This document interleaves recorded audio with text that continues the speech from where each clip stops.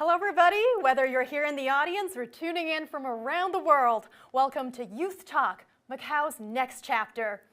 Today we're celebrating a truly special occasion, the 25th anniversary of Macao Special Administrative Region. I'm CGTN's He Yang. And I'm Steve Hatherley, and I thank you so much for joining us on this very special program today. And He Yang, as we saw in the opening video, Macao's growth has been phenomenal. It really has, and the city has excelled in so many exciting ways. You know, for anyone who hasn't had the opportunity to visit, Macao is such a cool place to go. They have world-class hotels, world-class food, and of course, world-class people. And since it came back to the motherland in 1999, it truly has flourished as a bridge between the East and West. It really has. And today, all together, we're going to discover exactly what makes Macao tick. We're going to be discussing culture, education. We'll learn a little bit about the economy as well.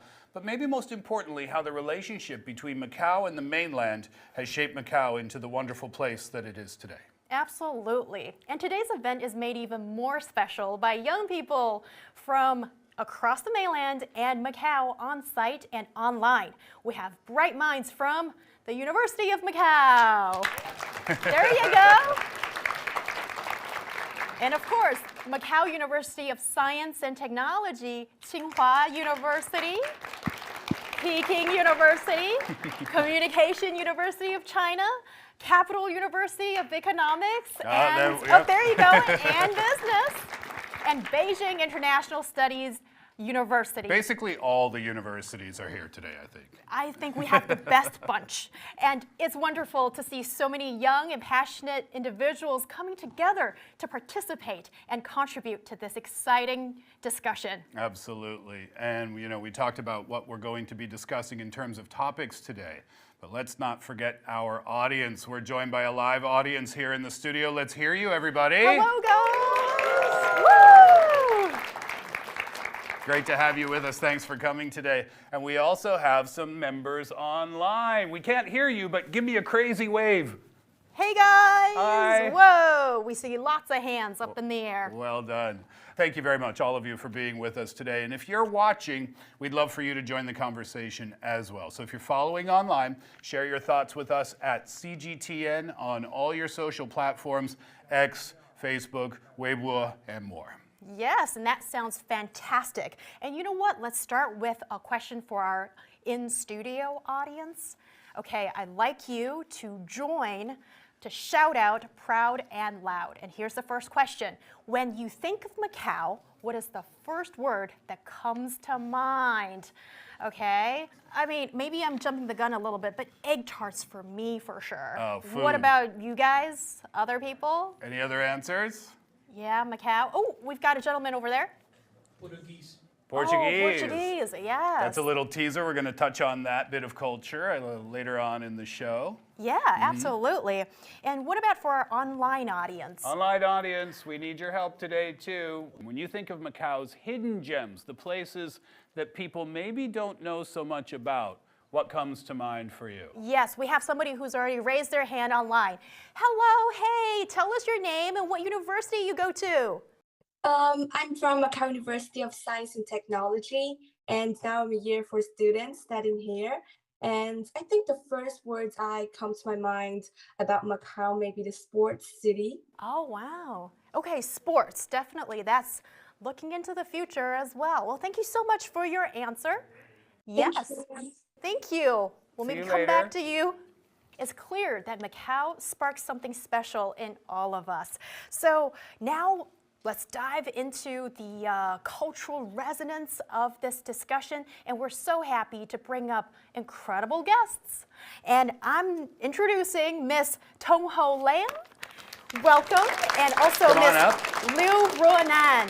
Come on and join us up in the stage and have a seat. Have a seat. All right. Yeah. Thank you very much for being with us today. It's a pleasure. So pleasure. And I'm very pleased to welcome our guests again, Miss Tong Ho Lam, a member of the Macao SAR Youth Affairs Committee and the Vice President of Youth Association of People. Yes, and joining Ms. Tong is Ms. Liu Ronan from Macao SAR. She is a student majoring in English at Peking University.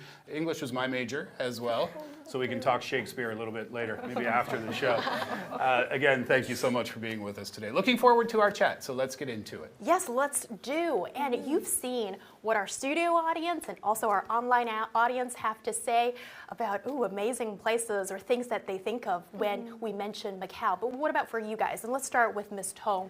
You know, what's that special place that maybe outsiders don't know that much about, but you're like, it's treasured, and share with us today? I think that's definitely a really good question because, I believe the everyday lives of Macau could be very interesting in the eyes of tourists. And especially what makes traveling actually interesting is being able to experience different lifestyles, cultures, exploring the unknown. And a sense of novelty can actually evoke the feeling of satisfaction.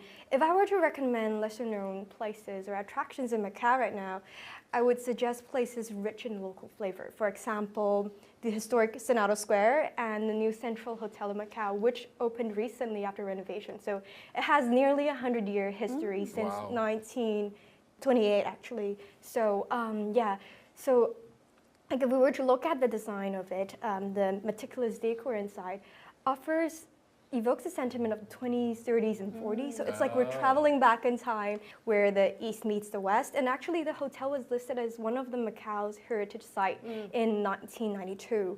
And the surrounding area also features streets, ancient streets, and traditional shops, which are all really interesting places to go to. So you'll have a full schedule if you visit Macau, is what you're saying. Definitely. Yeah.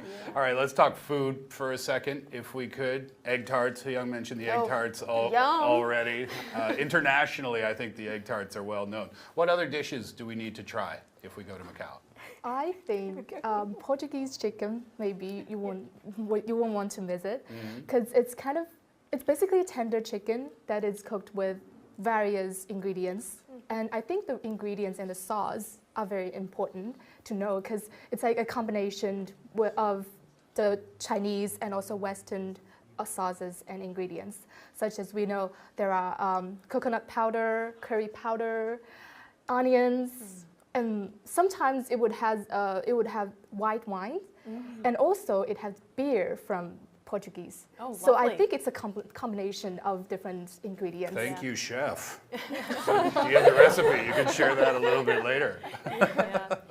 Absolutely. And when we talk about, let's say, film, music, and these other forms of entertainment, how do you see Mainland, the influence, and also, what's original Macau? And it must be an interesting fusion as such. So let's talk a little bit about arts and entertainment, and how do you feel about it?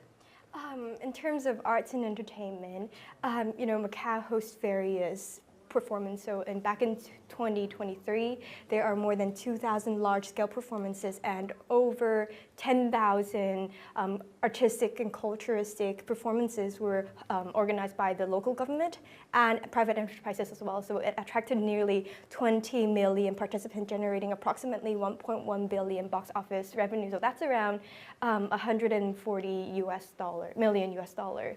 And there are many different festivals as well, including the Arts Festival, the Macau International Music Festival, Meeting in Macau, China and Portugal Cultural and Art Festival, as well as the Macau Movie Festival. So these are all really interesting. And also recently, Zhang Yimou, a renowned director of our country, directed a stage play titled Macau 2049. So these are all really interesting choices for leisure and entertainment.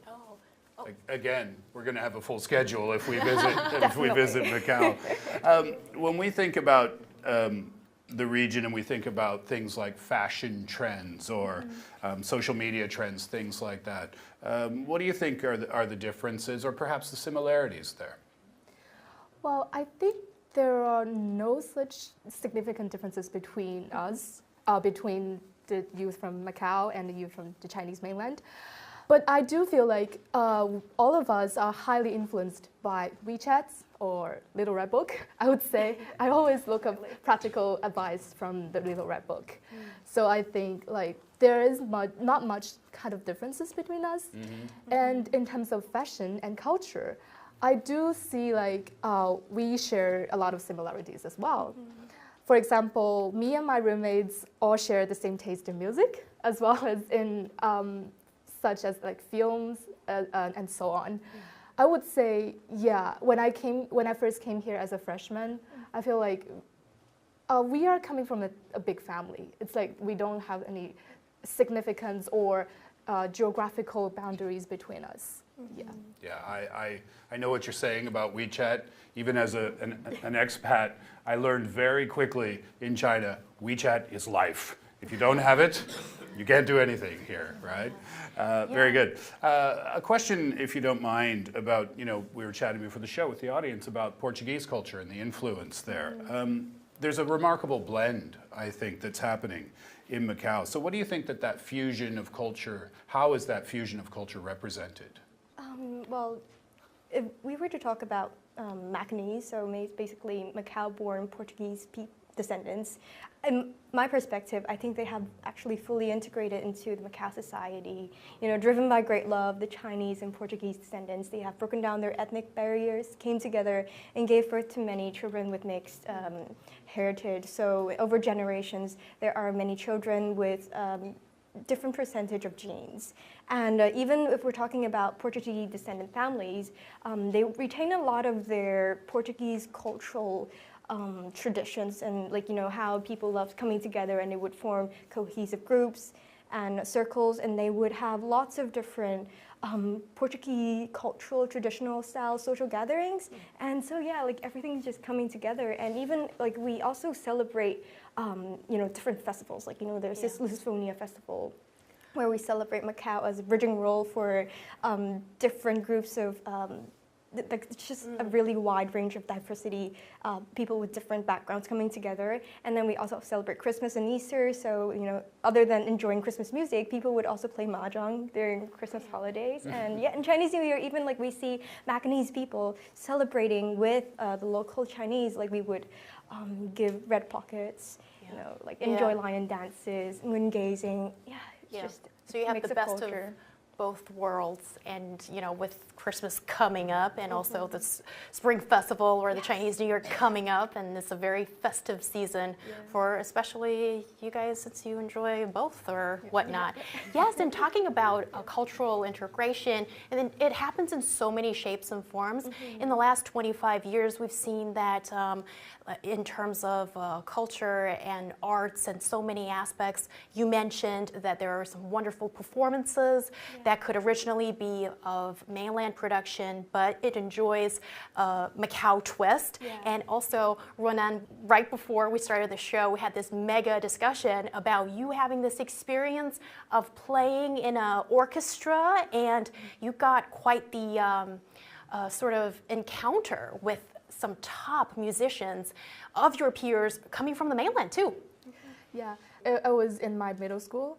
I've been a member of the orchestra of the School of Music of Macau's Conservatory, and I performed orchestra with the top and talented musicians from the middle school of Central Conservatory of Music in the Chinese mainland. And at that time, I feel like it was an amazing experience for me, because for the one thing, I can learn practical musical skills from them. And also, the whole process of practice was very smooth, and the whole show was a success. And it was I feel like we were coming from a big family. And in terms of music preferences or our favorite composers or the least favorite composers, we share a lot of similarities. Right. Yeah. Well, when we think of musicians, especially when you're practicing an instrument, at least from a little kids' experience growing up in the mainland, I'm thinking about hours and hours of practice. And to get into a top music school, you got to be the best of the best. What was that what is learning a musical instrument like for you guys? I mean, is it a similar kind of experience? And was it like, wow, you guys are kind of amazing when you see those guys, you know, who are kind of, you know, past the selection to be there in this sort of exchange program? I would say a lot of Macau youth, they all harness a skill in musical instruments. Oh, lovely. Yeah, a lot of them. That yeah. is the total opposite of Canadian children. Not musically inclined at all. It's the hours and hours and hours of practice we have to do. I believe. And also, I think Macau government always embrace different forms of arts to be taught with these children and especially youth in Macau. And so there are many opportunities for us to join, for example, like what Kalan was saying, it's like the art festivals and international music festivals.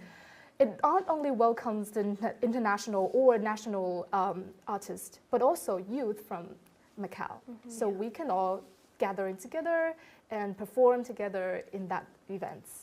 Yeah. I would also like to jump in a bit about here, you know, how Macau is trying to develop into a rural Asia city. So other than musical instruments, filmmaking is also something that the Macau government has been trying to push. So, you know, how Macau has been it's a relatively small market compared to other, you know, big cities like, well, although it has a relatively small market with fewer resources, it's the government has put in policies to support films so that they would support feature-length films, short films, and so that local enthusiasts would have the opportunities to ignite their creative passion. So I too have participated in one of these programs, and so in which I directed a short film titled The Granny, and it was screened in theaters in Macau, and it was also screened recently again earlier this month. And also there are also local television series. I think it's called the Gusto de Amor. It was produced by a local production team, and it was also aired in on the Macau television channel. So we see that the government is doing things and are putting policies in place so that our culture can be further developed and thrived. Yeah, and Ronan, you are studying in the mainland right now. So in what ways have you maybe participated or seen your peers participate in these active cultural incorporation programs here in the mainland maybe? Yeah, I think students and my peers are all like, they are trying their best to participate in the cultural exchange programs and so on. In my school, set me as an example, I've joined an association in Macau. It's like a Macau association, and we would host Cantonese program and Cantonese language learning program every year. And then there are many students from Chinese mainland. They would come here to have a try and try to learn how Cantonese pronounced. And I think like they are really curious about how like Macau people or Macanese culture looks like. Yeah. Yeah, and I have to say, I learned something as we were preparing for this program, because I didn't know, for some reason, I'm a little embarrassed to admit to this, that actually in Macau, lots of folks use Cantonese. So I kind of just assumed it was something else. But you know, the Chinese language has many variations, and the Cantonese dialect is what you guys all can speak so fluently, right? Yeah. So a huge thank you to our lovely guests, Ms. Tong Ho Lam, a member of the Macau SAR Youth Affairs Committee, and Ms. Liu Ruonan, student at Peking University, for sharing your invaluable perspective. Let's give them a big round of applause. And we'll see you in a bit. Well, that's why we're here today, for learning experiences, right? Yes. Yeah, lots to be learned today. That was a really wonderful conversation. And what I took away from that was that there's a real friendliness and a real, not just exchange, but a want and a seeking of exchange culturally speaking as well. That was really good. Absolutely, and given the last 25 years, we've seen that, you know, our exchange has sort of evolved from the initial gentle encounter to now there's full, deeper integration, and we know each other so much better, and we're intertwined into our lives and the economy, and Yeah. in so many aspects that we will get into on today's show. Okay, it's time to go back to school.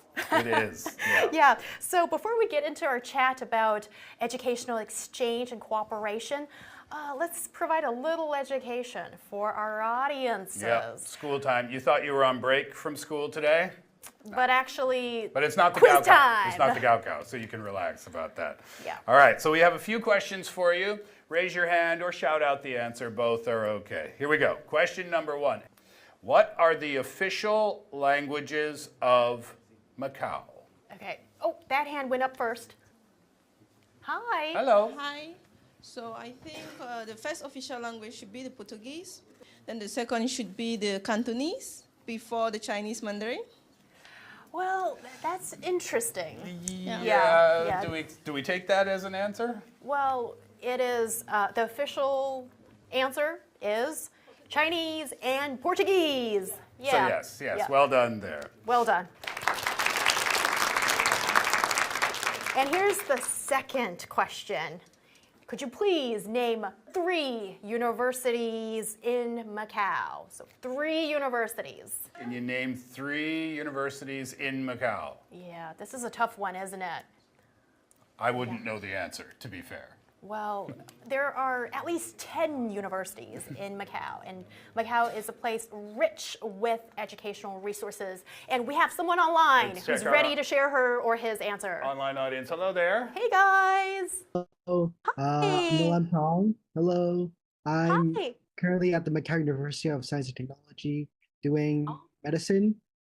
So the first university is the University of Macau, Macau University of Science and Technology, and the Polytechnic University of Macau. Great! Well done. Well done. Well done. You're studying to be a doctor. What kind of doctor are you going to be? Yes. I'm hoping to go into oncology currently, but I'm still in year 2, so I've got a long road ahead of me. Yeah. Well Great. done. Thank Thanks for you. being a part of our show today. Yeah, thank you. And isn't it great to be young when you can, your life is still waiting to unfold in front of your very eyes, and he's still deciding which kind of doctor he wants to be. Yes, and we have one more quiz, don't we? We do. All right. So here it is. How many years? This is maybe a tough one. I'm not sure. We'll check. How many years of free education are offered in Macau? I'll give you 3 possible answers. Is it A, 9 years, B, 12 years, or C, 15 years? Ooh, that is a tough one. How many years of free education are offered in Macau? Yeah. So we've got the years, the number of years on the screen. So This is multiple choice, so let's just Yeah. pick out somebody and see if we can get an oh, answer. oh, Okay. oh, Hello there. Hi. Hello. So what's your answer? My answer is B, 12 years. 12 years? 12 years, 12 years is many years, but but it's not correct. we have a lady in the second row. Hi. Oh, okay. Oh, okay. Well, there's the gentleman in white. Hi there, what's your Hi. name? Yeah, my name is Adams, Yes. Adams. from Capital University of Economics and Business. Welcome. I'll What's go your by answer? I'll go by 8. By A, 9 years. A, 9 years? Yeah. Well, Incorrect. Oh, I'm sorry, incorrect. The so, whole audience's audience- hands should be going up right now. So, what is the answer? The answer is C. 15 years of free education are offered in Macau. Give yourselves a round of applause. Now we all know. All right, well, this is an opportunity for us to get to know our audience a little bit better now, isn't it?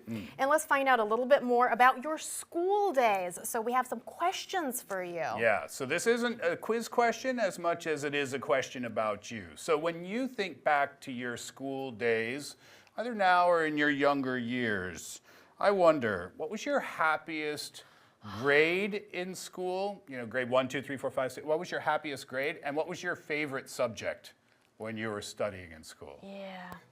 Oh. Okay, go ahead.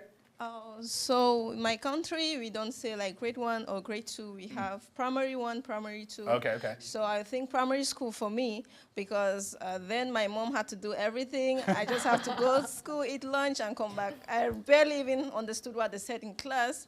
And English, of course, was my favorite language, my favorite subject, because it was easy to understand, and I speak English already, and no mathematics there. Was that a math. humble brag, everybody? English easy? Yeah, it's easy. Yeah. And by the way, could you please tell us your name and where you're from? Oh, my name is Karima. I'm from Cameroon. From Cameroon. Hi. Nice to meet you, Karima. Thank you. No math questions for Karima today. Understood. Yeah. So, Let's check our online audience. oh, actually. why not? Let's do that. Yeah, online member who wants to share their thoughts on this question. Let's say hello once again. Hello, everyone. My name is Chen Huilai. I'm now studying in Macao University of Science and Technology.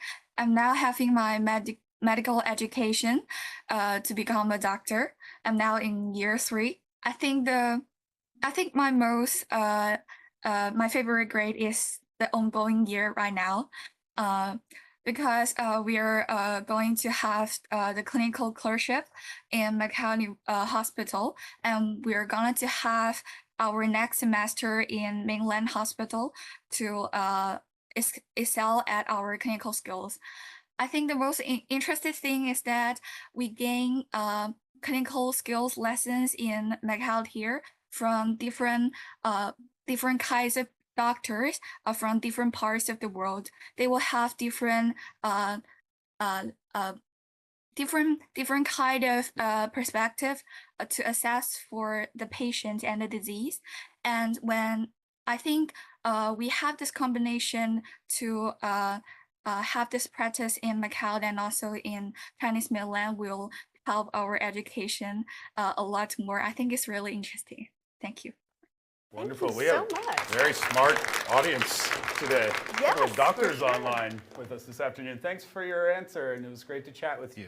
Yes, absolutely. And isn't it great that, when training a doctor, you're already seeing that there's the mainland input and also the Macao experience together, and that's just fantastic. And we have one last question, so everybody listen up, all right? We want to know better about your school years. I want to know about your accomplishments. What is the proudest achievement, biggest moment in your school years? And you can go back to kindergarten or university or whatnot. So This is your chance to brag about yourself. you want to answer? Okay. We'll get you the microphone there. Hello there. Introduce Hello. yourself, please. I'm Hugo, and I'm a year 2 student from Capital University of Economics and Business. And I'm a high school Macau student. I'm really from Macau. And the most proud things, I think I am the school union, the president of school union. Wow. And well I done. think I held many activities like the singing contest and the musical competition and the basketball competition, etc. Many events. I think it's really proud to for contributing to our school and to make many like like our events in the school union. I think is the most proud things in my school. yay. Thank you so much. Yeah. So not only do you study, you're super involved in extracurricular stuff, and that is fantastic. Very, very much so, yeah. We have another online response here. Let's see who's ready to share about your proudest moment in school years. Hello. Hello, my name Hi. is Yenny, and I'm from the University of Macau, and I'm a year 1 student. And what is your proudest achievement from your school days? So in my senior secondary years, I've actively participated in various competitions held by different organizations in Macau, and one of my most memorable competition experience is known as the Clean Energy Challenge hosted by CEM, which is the electric utility company in Macau. And I joined this competition with 3 of my other friends in my secondary school. And so basically, we proposed an environmental friendly building and created a model of approximately 2 meters high, made of recyclable materials. And we also included solar panels as well as water tubes to visualize our design. And eventually, we won the competition, placing as the second runner-up, and also received the award of the favorite eco-friendly project. So this experience holds a really special place in my heart, and not only because it creates precious memories with my friends, but I believe it is also a very meaningful event, and I really appreciate that different companies in Macau are really trying to focus on sustainability and aims for a greener and more environmentally friendly place in Macau. Wow, wonderful, thank you. That's encouraging, isn't it? You know, we hear it all the time in the news how important sustainability and the environment is, and to know that the young people of Macau are involved in projects like that kind of makes you feel comfortable. Yes, and this is definitely eyeing into the future, but such an important issue that we're all dealing with right now. And you know what? We have another online response. So it's your time to shine, our mysterious online participant from Macau joining us live. Hi. Oh, hello. You're on good the day. screen. Yeah. Were you trying to call your mom? Sorry. Good day, ladies and gentlemen. My name is Tuge Lukhe, and I am a minority. I'm from Xinjiang, and I'm currently studying at bilingual broadcasting and anchoring in English at Communication University of China. Very cool. And a second broadcasting student here. So tell us, what's one of your proud memories or proud achievements from your school days? First thing is that obviously it is after at the end of the 2022, after I decided to sign up for the test of the Communication University of China.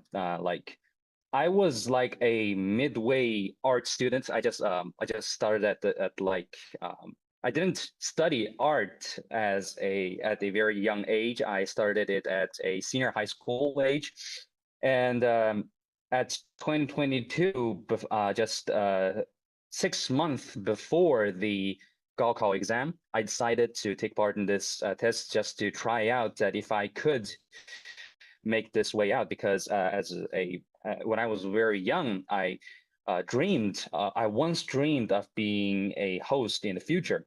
And then after I tried, I got I prepared it for 4 months. I practiced my Mandarin, I practiced my English, my oral language skills, and I took part in many tests. And then finally, I came into this school, the best art school, the best communication and broadcasting school in China. So I think that this is one of the very proud thing in my school days. Wow, that's amazing. One quick question for you. What kind of show would you like to host in your broadcasting future? Well, for me, I would like to host a Le Mans race, Le Mans 24-hour, the car racing. I want to host a Le Mans 24-hour because I was interested in sports broadcasting, like sports hosting. I would like to try that, and I was gathering informations and data about it, and I hope in the future I could get into the CCTV and try to host it in China. Well, good luck with that, and thanks very much for being a part of our show today. Thank you. And education plays such a vital role in personal growth as well as the growth of Macau. And to discuss this cultural or more like educational exchange and cooperation segment, we have two wonderful guests ready to join us on stage, Professor Zhou Mingming and Oh Jiajun. Welcome. Please take a seat. Very nice Hi. to meet you. Nice to meet you. Thanks for being with us. Thank you for the invitation. And please allow me to introduce, we're really lucky to have a true expert in this field with us, Professor Zhou Mingming, Associate Dean of the Faculty of Education at the University of Macau. Thank you very much for the invitation. Absolutely. It's my pleasure. And also we have Oka Chun. He goes by Justin as well. Shall we call you Justin today? Yeah. Okay, that's great. He is a student of Schwarzman College at Tsinghua University here in Beijing. Again, welcome, and thanks for being with us. Thank you. Yeah. Thank you. Let's start with a question for you, Jiajun. So you've studied in Macau and California as well as Beijing, and in fact, you're studying at one of the most prestigious universities here in China. So tell us, what is that difference in experience being in all these different educational institutions? Well, first of all, I have a keyword for the experience studying in Beijing, or like the study culture. It's hardworking, basically. Hardworking? Hardworking. It's more, there's more exam-based assessment. And students love studying at library and drilling ideas and being innovative at the same time. We love to share ideas. And what I feel really interesting is the community is really supportive. As an example, I want to reach out to some unfamiliar industry or some new area. I talk to professors.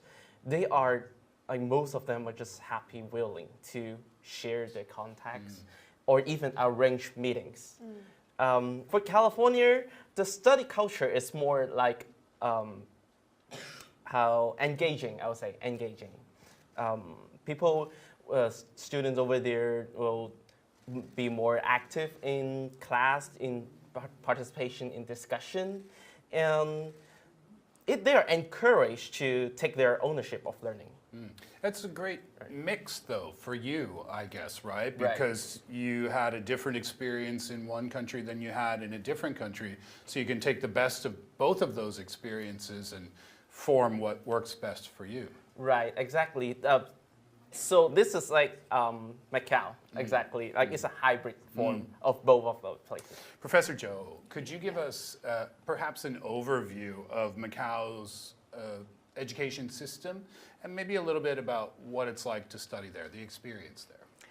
The education in Macau actually displays specific features of its own. Because we have never put into place any centralized system, so in Macau, the first thing that comes to people's mind is the diversity, or I would say a highly decentralized system. So by this I mean, in Macau there are 76 schools across Macau, across the island, and it's predominated by private schools. Over 90% are private schools. Only very few are public schools. And depending on who runs the school, the principal or the board of school have all the decision making in terms of the school curriculum, textbooks, or even the medium instruction of language. So you will see some schools, they would teach kids in Mandarin, and some in Cantonese, and some in English, and some in Portuguese. And now there's a trend in Macau that schools are pushing towards the trend of holding bilingual education. And in the Chinese mainland, we think of bilingual, that means Chinese and English. But in Macau, it could mean Chinese and Portuguese, or English and Portuguese. So different schools have different thoughts and philosophies, and this diversity actually meets different needs of the parents and students. So for the parents then, I guess they make a decision when their children are very young, which there's a buffet of languages to choose from. Which direction they want their kids to go. That decision's made at an early age. Yes, it has to be, but that also presents challenges for some parents because the kids are too young to talk to, so they have no idea about their future. So it's all the parents. But then the parents have to think more about what they expect their kids to become in 10 or 20 years, and what will be the whole situation in Macau in 10 or 20 years. So a lot of things to think about. So would that be one of the drawbacks, perhaps? I mean, it sounds like it's a major advantage, but perhaps maybe a bit of a disadvantage. It is a difficult thing for some parents, I would have to admit. Yeah. And also, when here's something I learned that's super interesting about education in Macau. I'll ask another parent-related question. When you speak of the majority of schools in Macau being private, what about the tuition fees? When you speak private, does that mean I'm paying out of my own pocket? Well, in other places of the world, yes, that's true. But in Macau, over 90% of the private schools are funded by the government. By the government? That means the parents do not have to pay the tuition fee, even though they want to enroll their students to those private schools. So they have this 15-year free education system that a lot of schools would join. So there are a few, less than 10 schools in Macau, that they charge for tuition fee, especially if they're running an international program. Yeah. And one more question, just to follow up to that. Apparently, Macau enjoys this exceptionally high 90-something% of students can go enjoy higher education. And that's high for any place around the world. So could you sort of, help us peek behind the curtains a little bit about how that's come to being? Actually, the percentage over 95%. Yeah, 95%. That means, well, maybe Justin knows about this as well. Yeah, while you're doing the non-tertiary education, from primary and secondary school education, there is no national or so-called examination for entering university. So the kids just apply, or we have this great benefit from the central government, from the Chinese mainland. We have this school recommendation scheme. So every school can recommend top students to the top universities in the mainland. So over 1,000 kids would choose that way. Yeah. Yeah. See, as a student, then that sounds fantastic. It sounds like, it's not as a grueling experience for some of us, but could that also come with certain drawbacks? Nope. Okay, now I'm talking about the education Sorry, system. that was just my personal opinion. Yeah. For the kids and parents, they're happy. Yeah, especially Justin was talking about how the mainland students are hardworking. I mean, sort of like they have to. The competition is quite fierce in the Chinese mainland. Well, we do have competition back in Macau, but it's nothing comparable for the one you have here. Yeah, but from the perspective of the whole system, yes, we have taken this on both sides. On the other side, I mean, if you think about the management level of the higher education, then we are facing with a shortage of top students because they are all going out. They go to the mainland, or like Justin, they even go overseas. Yeah, we want to keep them because we have 10 universities here. We offer international programs, but it's a competition. It's competition. We want to win the top students, but then the total number is quite limited, I have to say. Yeah. Justin, what do you think when we talk about perhaps the challenges in educational cooperation between the mainland and Macau? There's differences in language there. We've learned that. There's culture differences, perhaps, other aspects. How do you think some of those challenges can be addressed? Okay, so for language, most of the time we have English, Chinese, and Portuguese. For example, in Macau, when we write papers or thesis, it has to be in English. But in mainland China, it's Chinese-oriented. So I'm not too worried about language barrier because currently we have AI. We can apply instant translation too, and also for education institution we can apply some language program. So for culture, it takes time. It's gonna take time because there will be difference in curriculum, in assessment, or even resource access.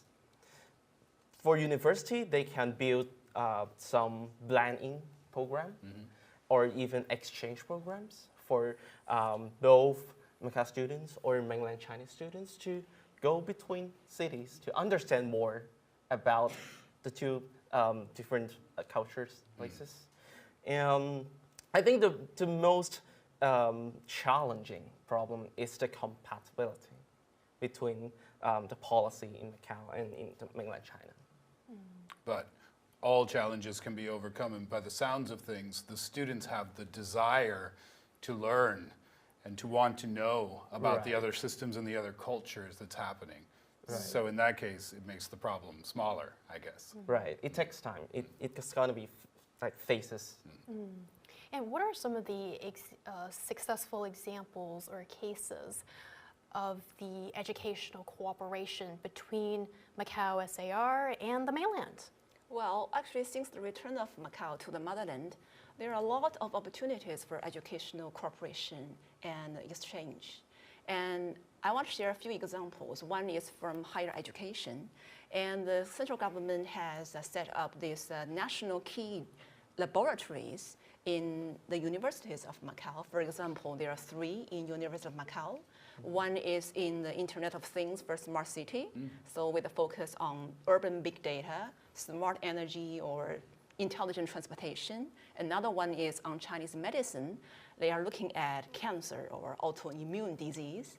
And the third one is on microelectronics. It's all about nano science projects. Yeah, very exciting. And we have a lot of opportunities to work with those scholars and experts from the mainland. So that has been quite successful. And in terms of the non-tertiary education, both in the Chinese mainland and Macau send school teachers over to visit every year. So we send our elite teachers to Macau, to the Chinese mainland. So they receive training from East China Normal University in Shanghai.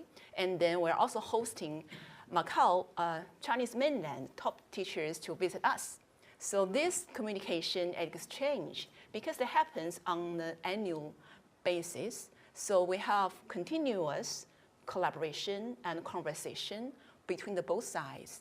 So a lot of ideas are discussed, and I have seen the teachers got excited if they hear about from their peers about this cutting-edge teaching pedagogy philosophy, and especially nowadays about the technology integration. So many, many exciting moments, yeah. Yes. So an opportunity for the teachers to exchange and learn and share ideas. Opportunities for the students as well? Oh yeah, we keep hosting visitors from the mainland so they can come to the universities in Macau as exchange students. And just now, back to the question, if they have experienced any cultural shocks, maybe at a certain level, I would say a little bit. For example, in the University of Macau, we have this British style of residential college. So we intentionally assign students from different backgrounds and academic discipline to live together in this whole community thing. So we are breaking the wall of majors, programs, and departments. Wonderful. Yeah, so they have to learn to socialize with people from everywhere. So I think for some mainland exchange students, they were like, hey, where are my classmates? We're not looking for classmates.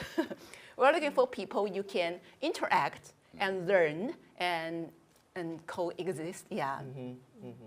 Yeah, that could be a challenge, I can tell, especially if you're from the mainland, because you're kind of expecting your classmates to be your people, but now you actually need to go expand your social network, building your social network, even from, you know, your mates staying in the same dorm, that kind of thing. But I'm seeing actually there's a trend, like Macau student or mainland student, they are actually blending in because of the social media.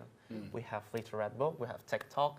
I'm seeing increasing trend that Macau young students are has been using more Red or TikTok, Douyin more often. Right.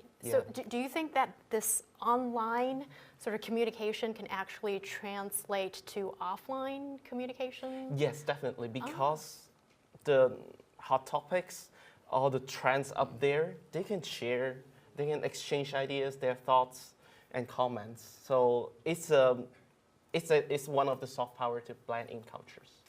For both of you, I would love to know your thoughts. If the future is now, what type of educational cooperation programs would you love to see between the mainland and Macau? Okay.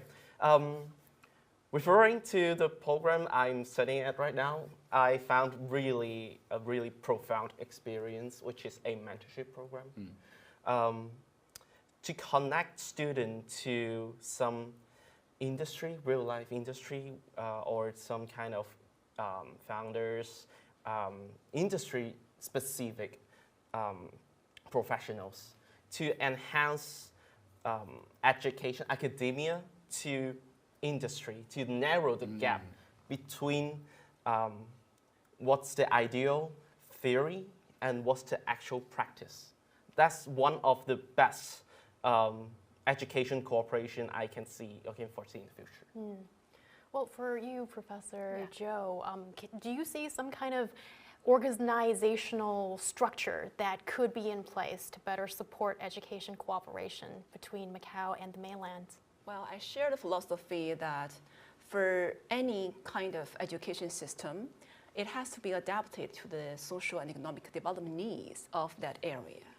So if you look at Macau in this very limited small piece of land, a lot of things are going on. And we need a lot of young talents to contribute to constructing the society in the way we intend it to be. So in that sense, I would say maybe it's the time we should take the road of industry, education, integration, and innovation. So we have to think about what are those pillar industries in the Greater Bay Area, for example, and those strategic emerging industries. And on the other hand, what are the academic disciplines and those emerging scientific research areas? So by combining those two thoughts together, perhaps we can establish a spatial layout of higher education to meet different needs of the society and also from different levels, regional or national and even global. Well, the good news is that judging from the people we've spoken to in our studio audience and our online audience today, there's no shortage of talent coming in the mainland or Macau in the future. They're all welcome to visit Macau and stay with us.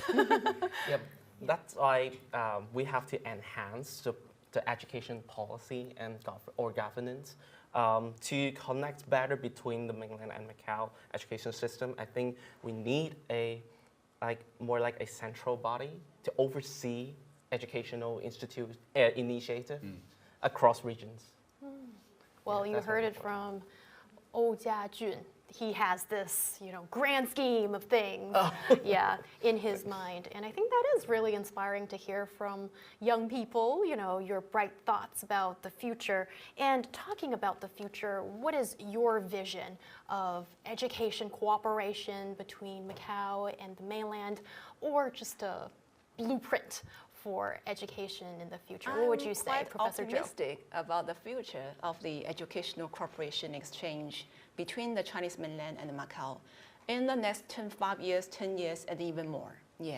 Because of the central government's new directives, that is to build Macau as an international hub for top-tier talents. So if we want to achieve this goal, Macau has to leverage her distinctive advantages and policy incentives to attract and remain those external talents, and while strengthening the mechanisms for nurturing local talents. So we need people first, and we need those young, excellent people. So even if you may not be born in Macau, but you are more than welcome to join us. And we send our top students every year to the other places, and we welcome you back.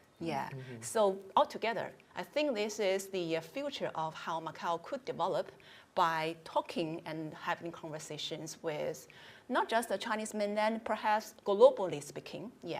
So in that sense, I'm quite optimistic and pin very high hope on the future of Macau. Wonderful. Yes, and thank you so much to thank you, our Mark. two wonderful guests, Professor Zhou Mingming, Associate Dean of the Faculty of Education at the University of Macau, and Oh Jia-jun, student at Tsinghua University. Thank you for your insightful and engaging discussion. Thank you. Thank you. Yes, we've learned so much about Macau's growth in the education sector and its future ahead. Yeah, and I love the there's a focus on cooperation too, because when there's that focus on cooperation, and I think many of our audience members would agree, you have that natural curiosity to be able to go and learn in another place and take that knowledge back with you so that we can build a better future. Yes, and education is actually a very important and precious opportunity for true integration and better understanding of a different culture, a different language system, education system as such. And I wonder if our audiences here in the studio as well as online have some thoughts about this after listening to that in-depth discussion. And I did see a few hands shoot up. Well, actually, there were a few hands over here. Let's go. Maybe Let's say black hello. jacket. If you could stand up and introduce yourself, please. Hello, my name is Sofia. I'm from El Salvador in Latin America. I'm an international student in Capital University of Economics and Business. And my question comes to the Macao's student. When they get graduated from high school, what they will prefer? Come to Chinese mainland to study their bachelor's degree, their master's degree, or they will prefer to study in Macao? And the same, if someone from Chinese mainland, they prefer to go to Macao or they prefer to stay in Chinese mainland? Thank you. Yeah, that's a question for high school students. Well, that's a tough one, isn't it? Right? What do they prefer? Do the mainland students prefer to stay in the mainland, or is their interest to go to Macao? And for the Macao students, the same question. Dr. Zhou, would you like to answer that? Well, thanks for the question. That is a very good question. And here I want to share some figures with you.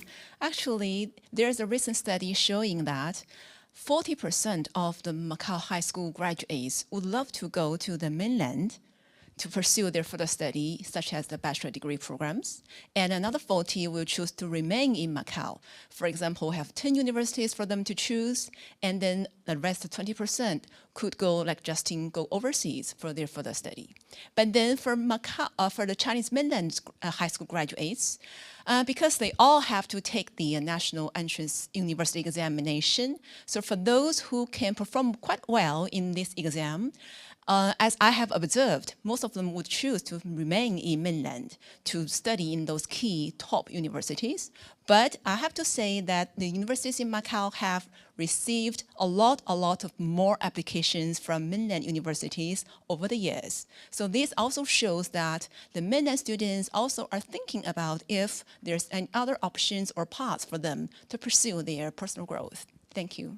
Wow. Great questions and great answers, too. And it is time to dive into one pillar part of the economy of Macao, which is part of its success story, and that is the economy. But first, let's warm up with some quiz questions for everybody to join in. And let's see how well you know about this vibrant city. So let me just say, think fast and answer even faster. Yes. All right, so here is your first quiz question for this round. Which of the following cities has the highest population density? A, Hong Kong, B, Macau, C, Tokyo. Highest population density. Highest population density. Go ahead. Sorry? Tokyo, C. C, Tokyo. And you are wrong. Incorrect. Incorrect. Very high on the list, but not in this case. Yeah, Tokyo has that reputation of being very crowded. But in fact, okay, this gentleman, please, in the third row. Hi, my name is Zakaria from Morocco. From Morocco? Yeah, from Capital University of Economics and Business. I think the answer is A, Hong Kong. The answer is not A, Hong Kong. Everybody get ready to raise your hands as a group. The answer is Macau. Macau, of course, it makes sense what we're doing here today, right? Macau is the answer we're looking for. All right, one last question for you. Here it is. Thanks to the Hong Kong-Zhuhai-Macau Bridge, the driving time, this is a driving question, from Hong Kong to Zhuhai or Macau, has been shortened from 3 hours to how long? Is it A, 35 minutes, B, 45 minutes, or C, 55 minutes? Okay, so why don't we do this by a show of hands? A, 35 minutes. Who thinks it's 35 minutes? A. Who thinks that? Don't be shy. I can't see your hand. Okay. Few people. Yeah, a few people. Who thinks it's B, 45 minutes? 45 minutes. Oh. Few more people think a it's lot more. 45 minutes. Who thinks it's C, 55 minutes? 55? One person. Please stand up and introduce yourself. We have to say hello. You were the only person who answered that way. What's your name and which school are you? My name is Fazldan and I'm from Uzbekistan. Uzbekistan? Yeah. And I'm from Capital University of Economic and Business.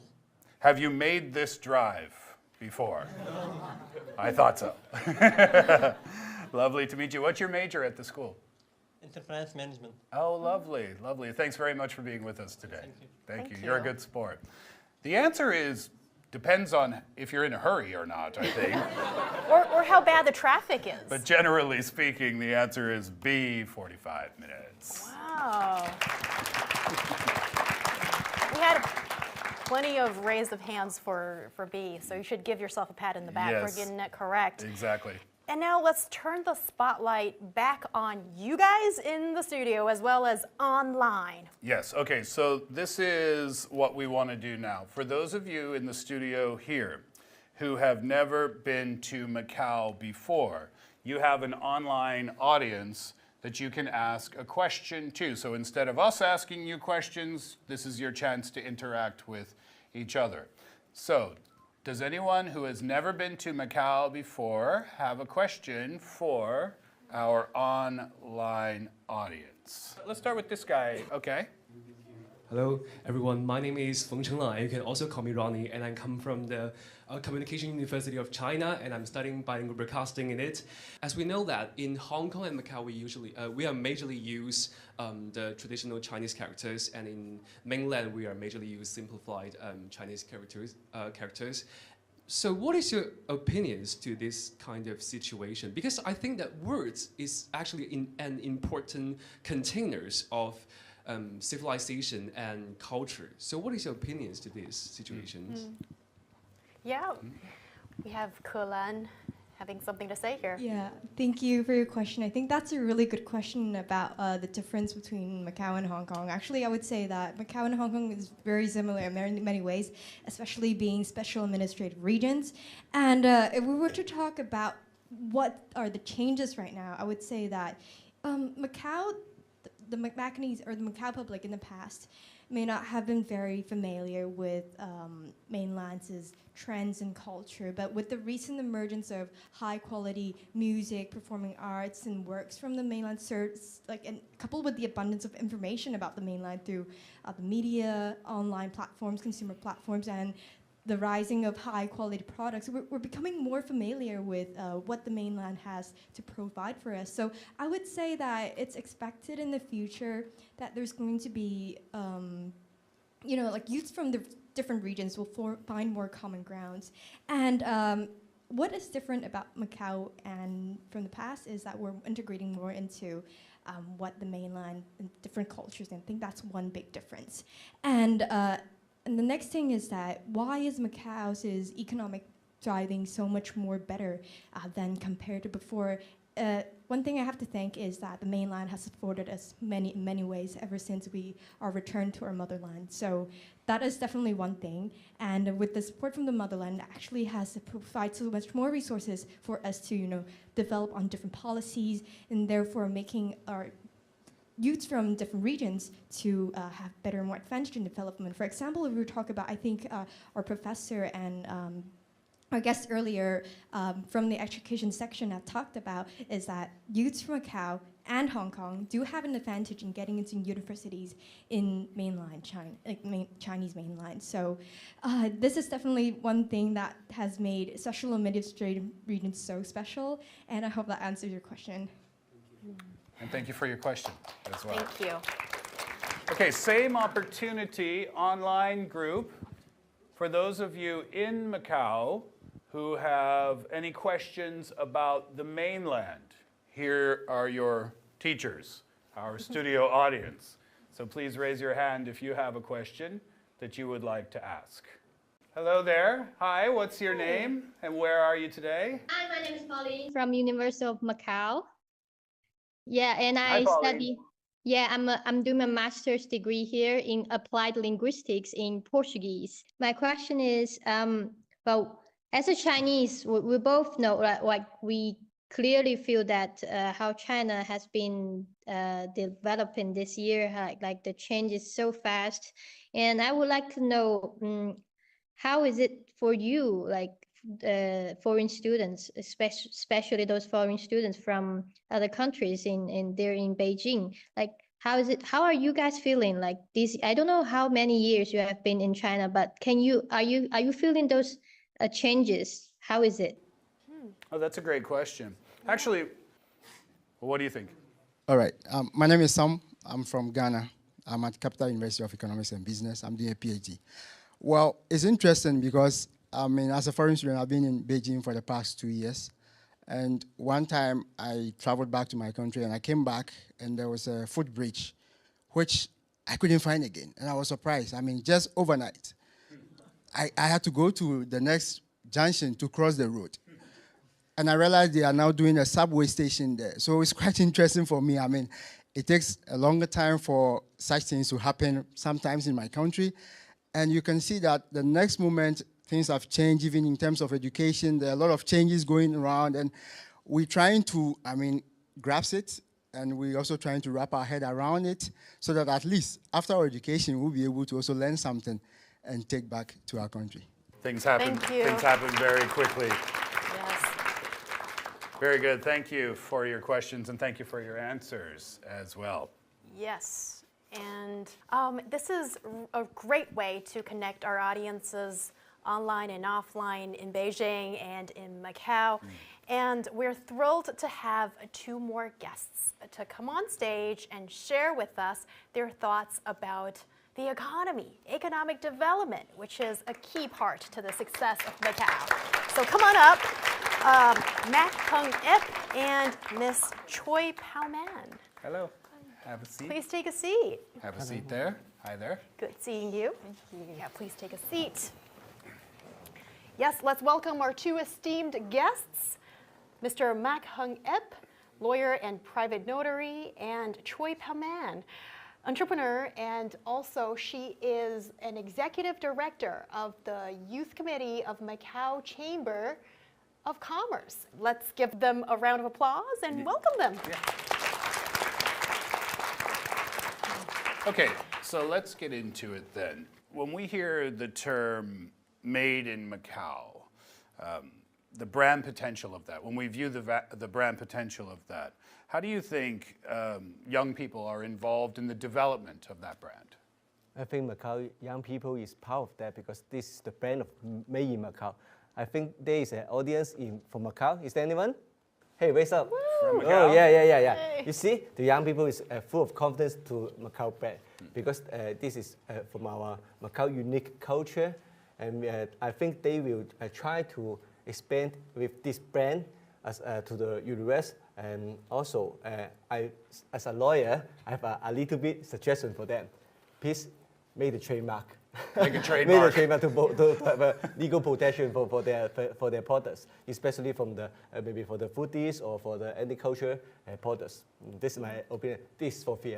This is for free. That's free legal advice. Please take that. Yeah, and Pao Man, I don't know if you want to get there, but your family has some experience in this field. You have set up 2 businesses, and just look at how young she is, but you're already very experienced in following your dreams and setting up a shop of your own. That is a big achievement.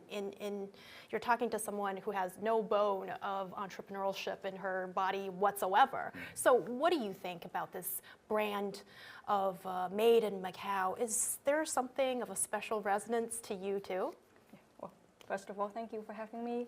And as introduced by Haeyang, I am entrepreneur myself, and I started 2 brands of my own.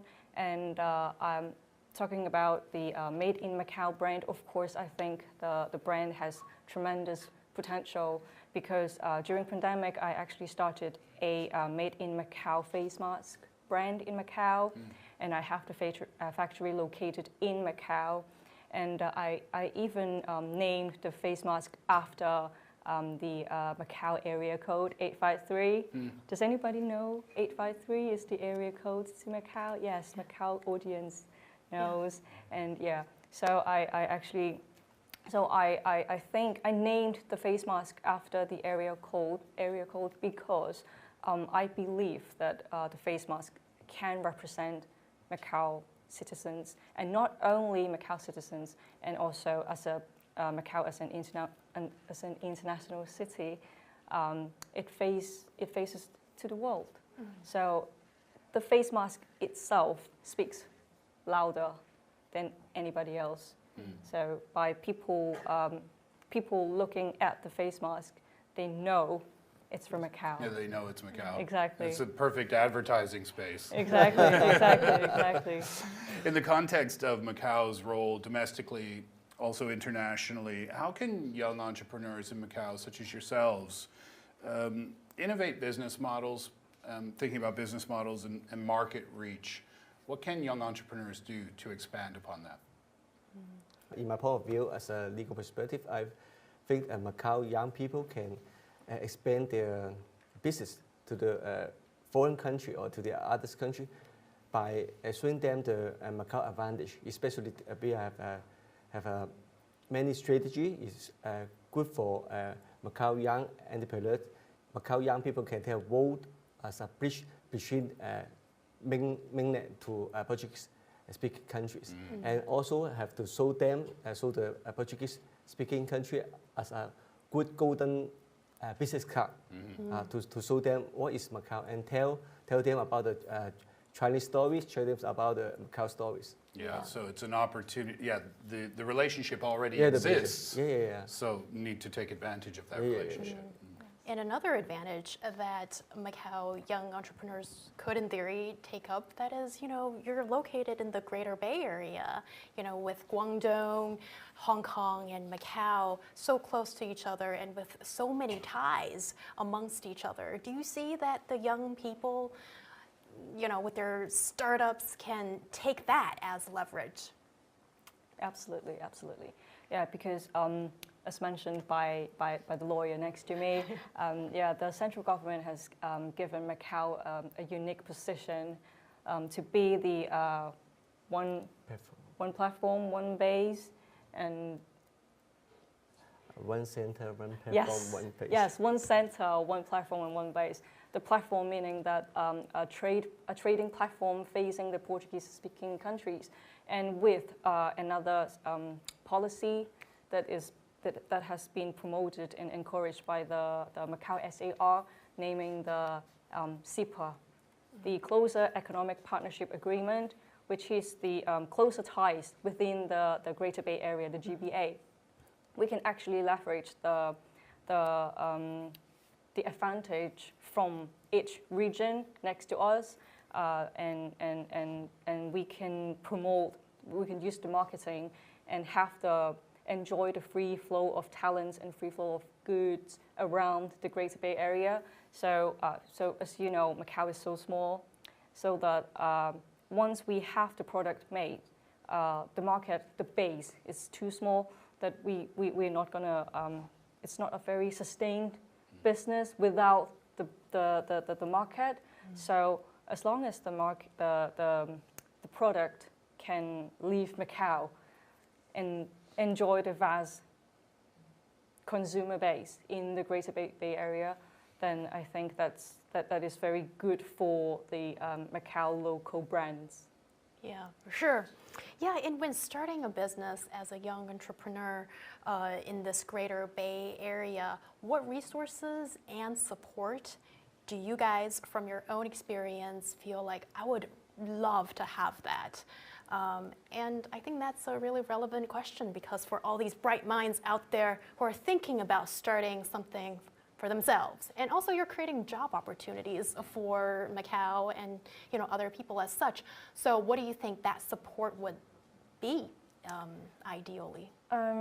First of all, I think the government's support is very important to a young entrepreneur, because once I graduated from university, I wasn't an entrepreneur to start with. I tried out many jobs, and when I consider whether or not if I should leave the comfort zone and step into this entrepreneur world, first of all, I would see if the government has any support to me. So the Macao SAR has given me the one-stop service, which helps me to start my company I think that could be answered by you, the one-stop service. Okay. And then the free lawyer, the free legal service is very important, because only today. No, because you know, when we're trying to make ties with other countries, we're not too sure about the custom clearance, the entry criteria. We don't know that, and the Macao SAR has been having the platforms and some consultancy for us to seek help with. That's very good for people to thinking to get into business model. Yeah. Maybe there's some more information for you guys, because the central government have many support to our Macao's young entrepreneurs, especially for the cross-border business registration and also the dispute solution system, because there are several these systems. Maybe you know one country, two system, but 3 legal areas. So you know Guangdong, Macau, and Hong Kong. There are 3 different areas, because and also the government have give many legal rights and many systems and many strategy, especially also in the funding, and also some open strategy for the Macao young entrepreneurs that is very friendly to them. So that's why I think Macao young entrepreneurs is really willing to enter to the GPA market. As the younger generation of the Greater Bay Area, and I think both of you are qualified to answer this, how do you see your role in the region's economic integration and cooperation? My role, because as a lawyer, and also I got the license in GPA. Also can doing some legal business or legal service to the in GPA area. My role, I think, is to show and give more legal advice or legal support to the entrepreneur, to the one who wants to start their business or doing business in GPA. And also we can help them to connect to many departments to the government in Mainland or in Macau. I think this is my role, to show up how is the system is going to protect their business. It's a similar answer to what you said, because you said coming out of university you had the plan to become an entrepreneur, but knowing that those resources were available to you, well, that led you to where you are today. And Mr. Bach, you're saying the same thing essentially, is that for people who may become interested, knowing that there are resources available to them, both ways, from Macau to the mainland and mainland to the Macau, knowing that they exist could inspire people to do something along those lines. Yeah, I have a little bit of a slightly personal question. I'm curious to hear about your personal story or your thinking when you decided to, instead of work for someone, but become your own boss.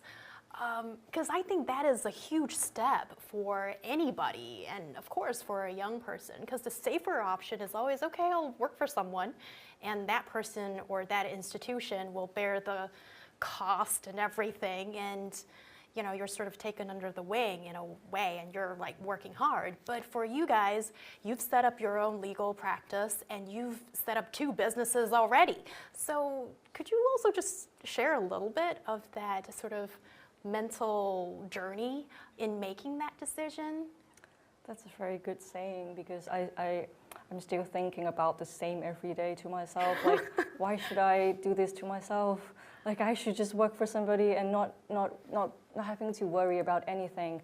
But again, if you ask me if I still want to do that, to take the same path as I am today, I would still say yes, because knowing the Macao SAR's support and knowing that now the Macao is having a closer and closer economic partnership ties with the Greater Bay Area, we can leverage much more than ever.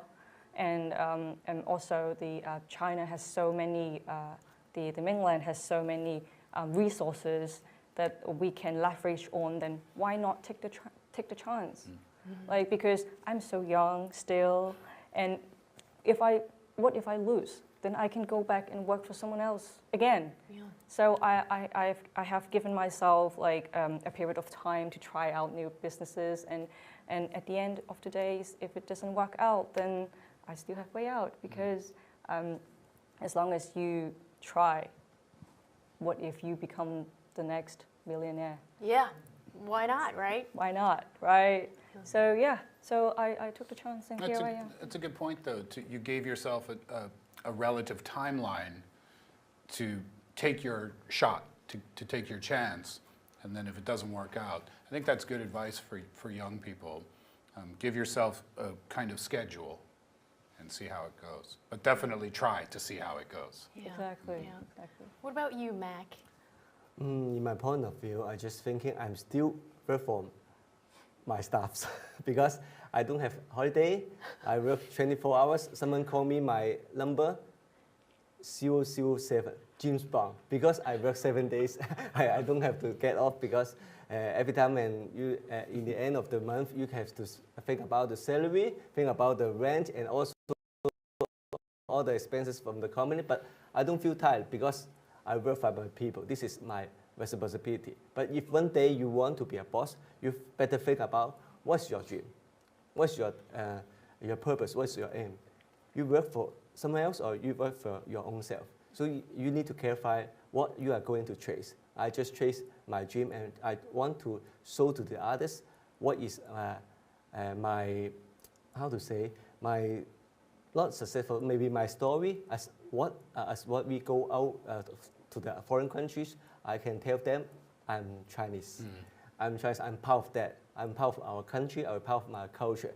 I need to speak to them and to tell them our country stories, my country stories, and tell them what is mainland now. The situation is different from what they are thinking, or different from the others are thinking. Is this what my dream? Yeah. Oh. That's very inspirational. Absolutely. So you're, on the one hand, Mac is telling us, follow your dream, because you don't want to be working for the realization of somebody else's dream. But on the other hand, he's also providing a very balanced view. Oh, it's a lot of hard work, a lot of shoulder. And I think that's a really great lesson for everybody to know. And I have one employment and also future question for you guys regarding the young people in Macau, because we're looking at the economy is increasingly going on a diverse path. So how can you encourage more young people to go into these industries of tech, health, sports and culture, as well as finance? Do you think young people need a little bit of encouragement, or maybe they're good, they know best for themselves? That's young exactly, that's me. Young people. Yeah. I think that's a very good question, because this is exactly what the Macau SAR government has been doing, because the government has been promoting the so-called 1+4 economic diversification policies, which includes the World Center of Tourism and Leisure being the 1+4, and 4 being the what was mentioned was the big health, modern financial services, and the high tech and trade and convention and sports, city of sports.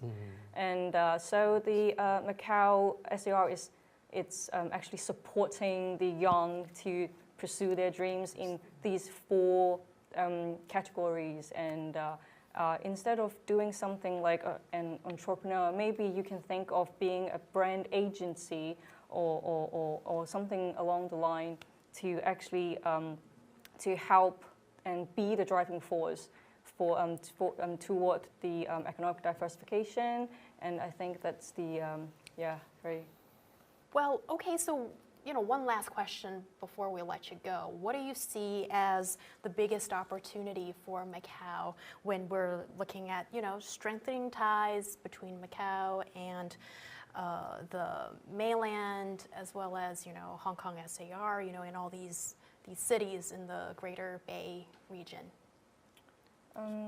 With the CEPA that I mentioned before, recently there is an addendum signed for the CEPAs, and to welcome closer ties within the Greater Bay Area, I think, and young people should leverage the resources you can get from within the area, because there's definitely a lot happening, and looking into the future, it seems like closer integration sounds like many more opportunities. Closer integration, work together, stronger.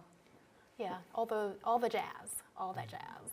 In my point of view, I think there is a slogan, is same city connection. Same city connection. What does it mean? It means because recently there are a strategy from central government to make a one entry, multi-pass for the guys who work in GPA or maybe in living in Hanchin. This is more convenient for them to connect to Macau and do the culture or do the business. This more chance for us to have the collaboration between Macau and the GPA cities. So this is a good chance for us to do better and to do business in GPA. Reducing the difficulties that exist and make it easier for everyone. Yeah, reduce the barriers between maybe the time and also the visa. The closer we work together, the stronger we become. Yeah. And a big thank you to our wonderful guests, Mek Hang Ip, lawyer, and Miss Chow Pauman, and you are an entrepreneur, and thank you so much for sharing your stories with us, and we truly appreciate your time and your expertise. Thank you. Yeah, good to meet you. Thank you. Oh. Thank you. And we'll see you in a bit. You. Inspiring. Oh, yes. Inspiring. Young people making their own successful businesses always makes me think, wonder if I should have tried. And I think that was a great point, is that when you do make that effort when you're a young person, if things don't go your way, that's okay. It doesn't mean that life is over. You still have a lot of opportunities to pursue different paths. Anybody have any thoughts on what we discussed there? I wonder. And for our online group as well. Yes, what do you see as maybe your biggest takeaway, as well as, what about the thoughts you have for today's discussion altogether? On our whole show. Yeah. Exactly. Yeah, and also your best wishes, for Macau celebrating its 25th anniversary. Yes, sir.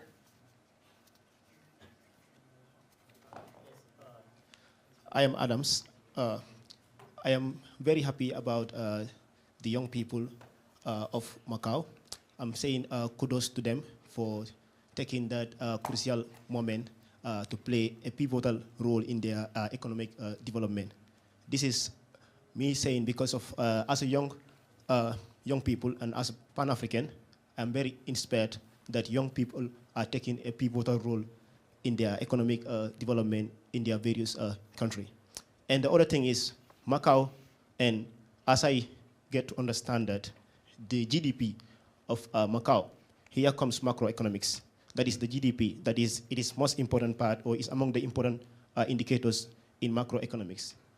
The GDP of Macau in 1999 and compares to the GDP of Macau in 2003.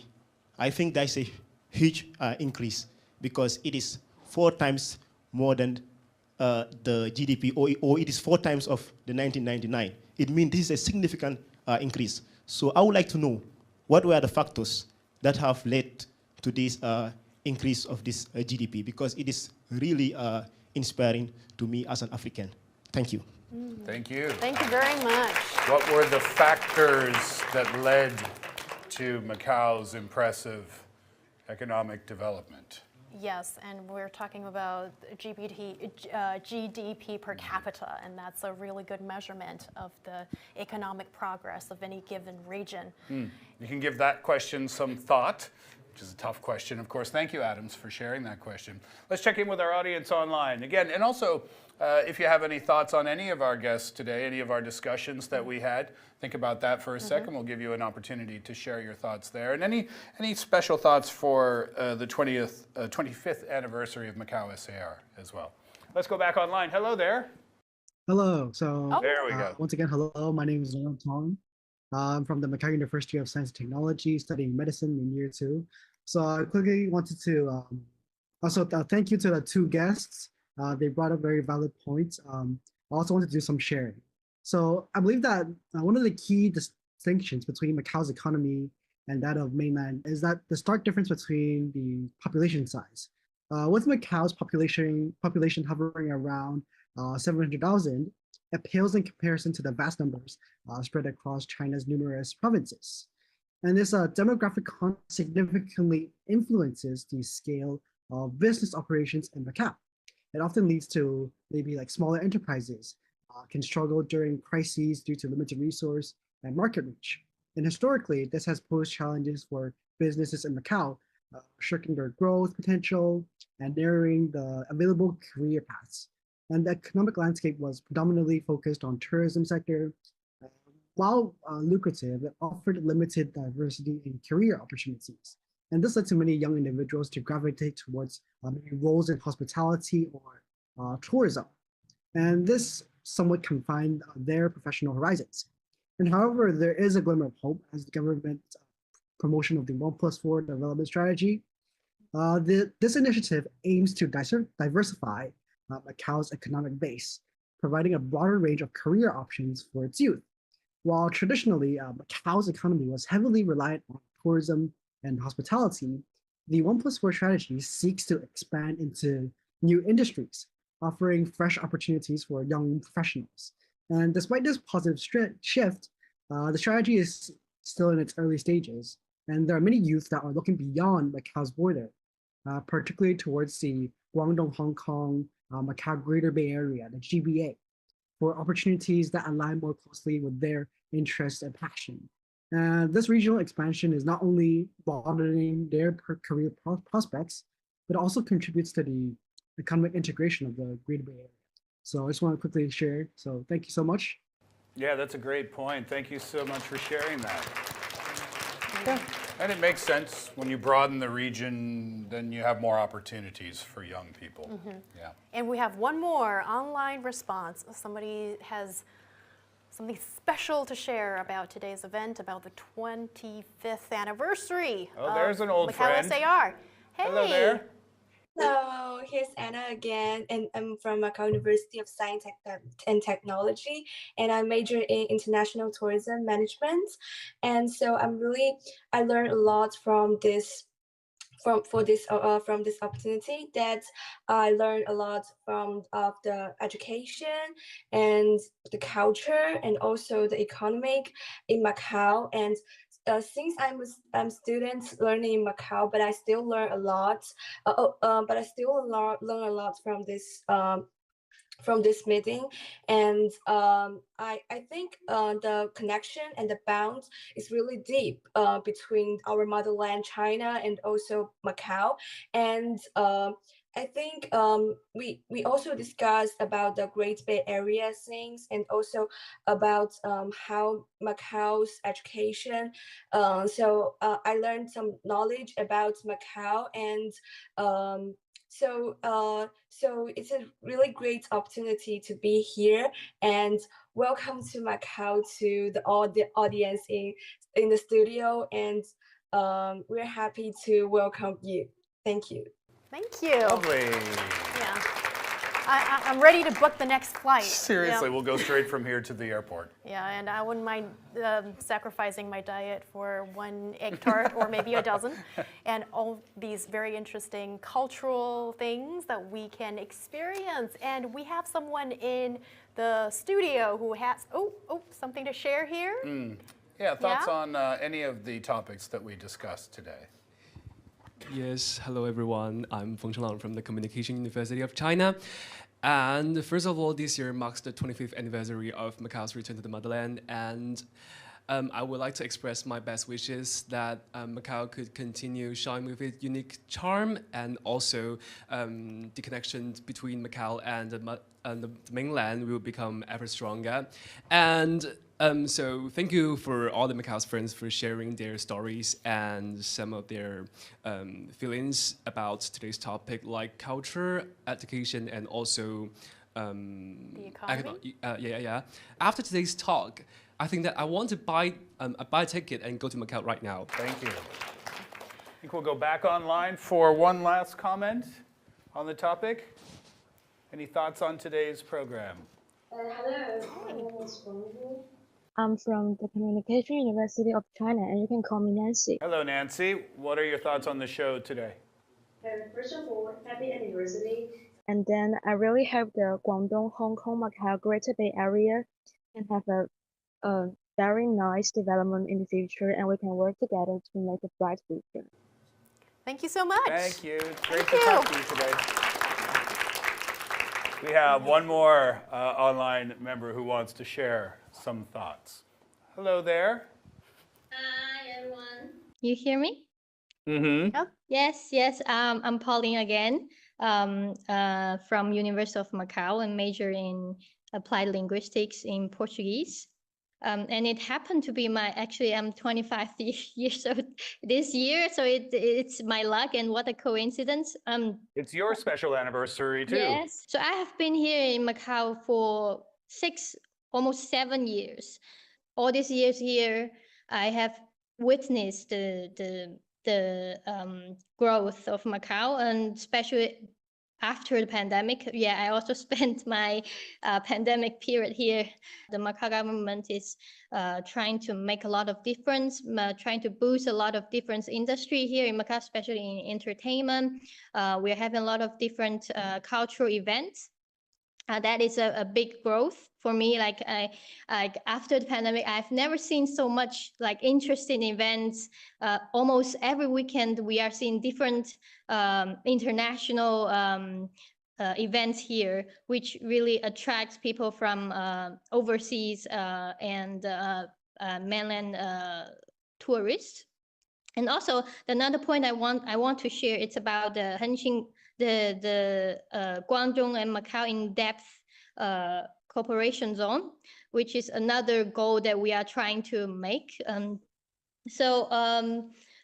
believe that the goal of this in-depth cooperation zone is to achieve, for example, innovation technology, right? Sustainable development and cultural exchange or integration or international collaboration. I mean, the future is here.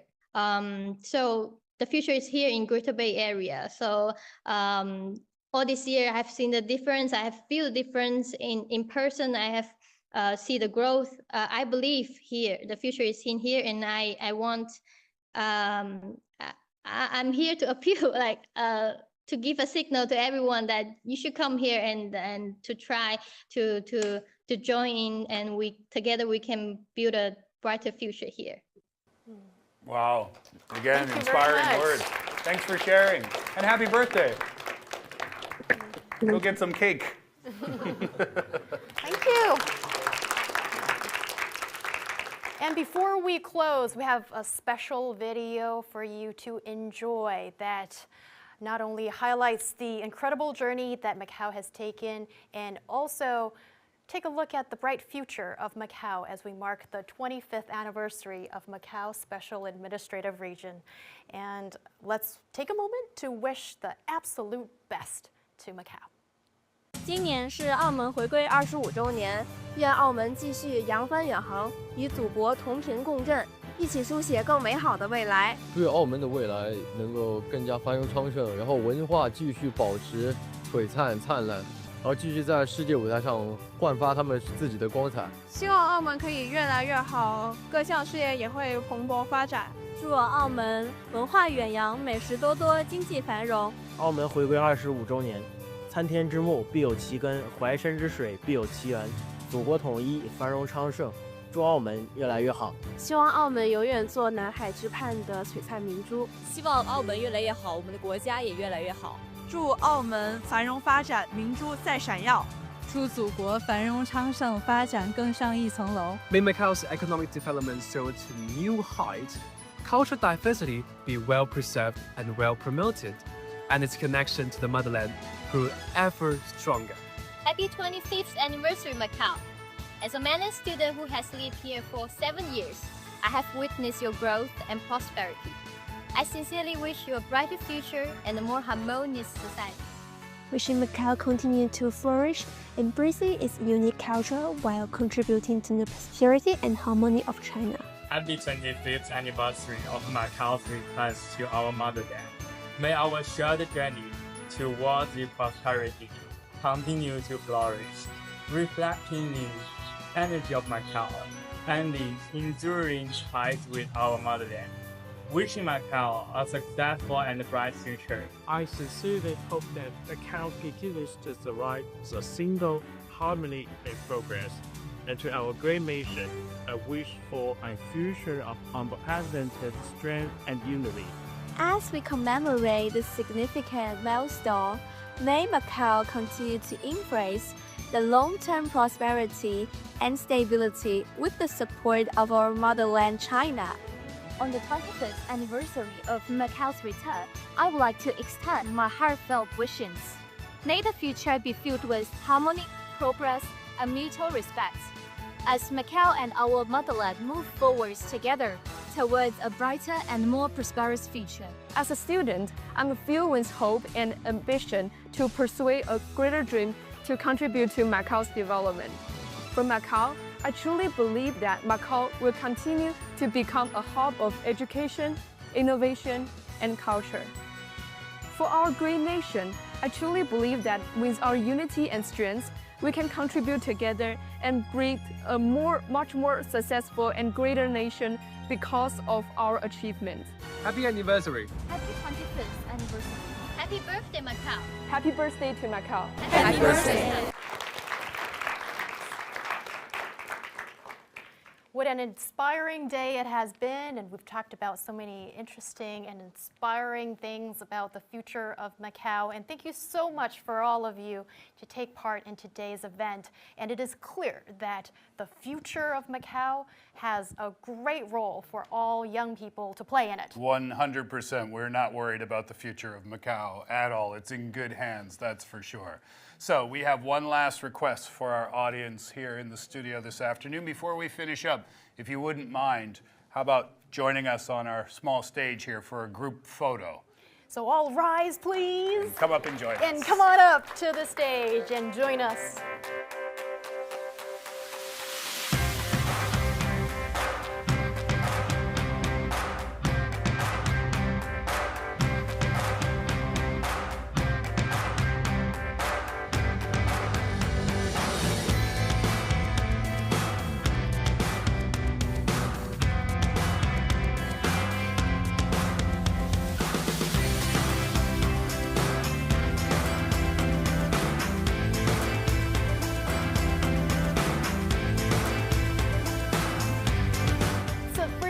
Thank you all for being here and contributing to this inspiring discussion. Let's keep the momentum going and build a brighter future for Macau together. I'm He Young. And I'm Steve Hatherley, and we all hope to see you next time. See you next time.